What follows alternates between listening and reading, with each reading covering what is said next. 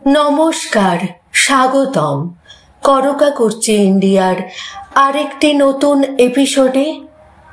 আমি করছি আজ আপনাদের সঙ্গে শেয়ার করতে চলেছি বাংলা সঙ্গীতের এক অনন্য প্রতিভা পুলক বন্দ্যোপাধ্যায়ের অজানা গল্প, তার অবদান, তার পরিবারের ভূমিকা আর সেই সব মুহূর্ত যা তাকে আজও আমাদের মনে জাগিয়ে রাখে।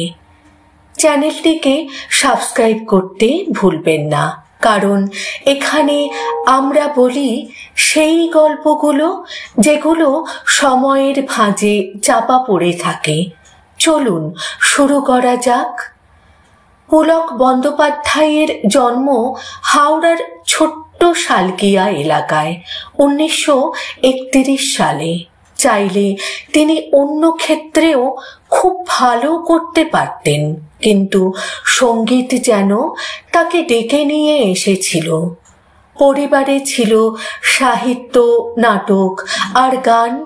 এই পরিবেশই তার ভিতর থেকে এক শিল্পীকে জন্ম দিয়েছিল। একজন মানুষ যতই প্রতিভাবান হোক না কেন, পরিবার যদি পাশে না থাকে তাহলে অনেক সময় প্রতিভা হারিয়ে যায়। পুলকের ক্ষেত্রে পরিবার ঠিক সেই প্রথম শক্তির জায়গা। কলকাতায় পড়াশোনা, তারপর সৃজনশীল জগতে নিজের দাঁড়ানো, এটা তখন খুব সহজ ছিল না। তারপরও তিনি নিজের পথ নিজেই বানিয়েছেন। বহুবার গান লেখা বাদ দিতে হয়েছে, পরিবর্তন করতে হয়েছে, অনেক সময় কাজ পেয়ে হারিয়েও ফেলেছেন। কিন্তু পরিবার তাকে বলেছিল, যা ভালোবাসো সেটা করে যাও।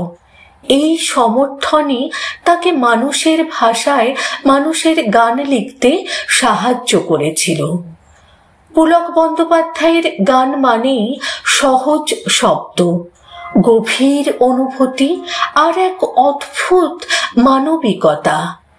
কে প্রথম কাছে এসেছি, আজ মন চেয়েছে, তোমায় কেন লাগছে এত চেনা। এই গানগুলো শুধু গান নয়, সময়, অনুভূতি ও স্মৃতির ভাষা।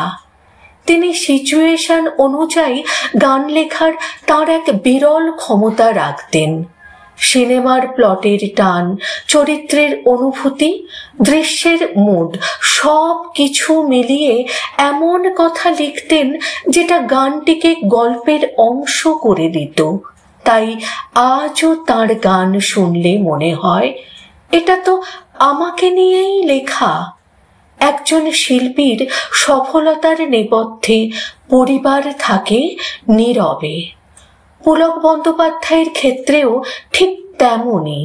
বাড়ির সাংস্কৃতিক পরিবেশ তাকে গড়ে তুলেছিল, তার মানসিক জগৎ তৈরি করেছিল, আর সংকটের সময়েও তাকে ধরে রেখেছিল।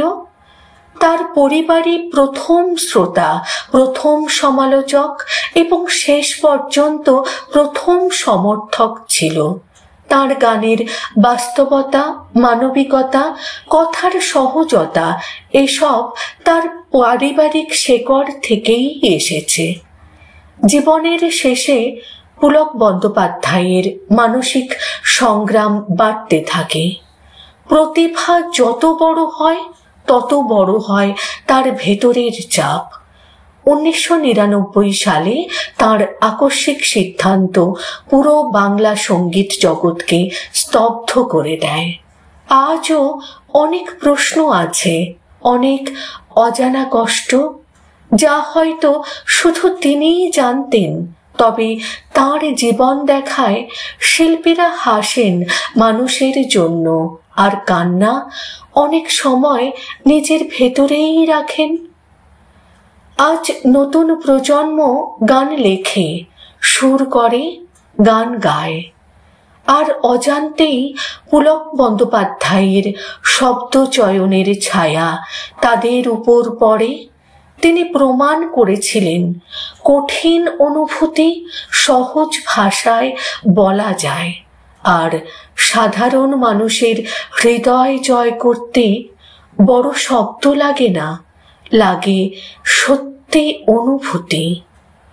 পুলক বন্দ্যোপাধ্যায়ের গল্প শুধু এক শিল্পীর গল্প নয়, এটা এক মানুষের গল্প, যিনি আমাদের শিখিয়েছেন শব্দ গান গায়। আপনি যদি এমন আরও বাংলা সঙ্গীত, শিল্পী, ইতিহাস আর শিল্পচর্চা নিয়ে শুনতে চান, তাহলে করকাকুর্চি ইন্ডিয়া চ্যানেলটিকে সাবস্ক্রাইব করুন, লাইক দিন এবং আপনার মতামত কমেন্টে জানান। আজকের এপিসোড এখানেই শেষ। ভালো থাকুন, ভালোবাসা রাখুন আর সঙ্গীতকে হৃদয়ে ধরে রাখুন। ধন্যবাদ। আপনারা শুনছেন করকাকুর্চি ইন্ডিয়া।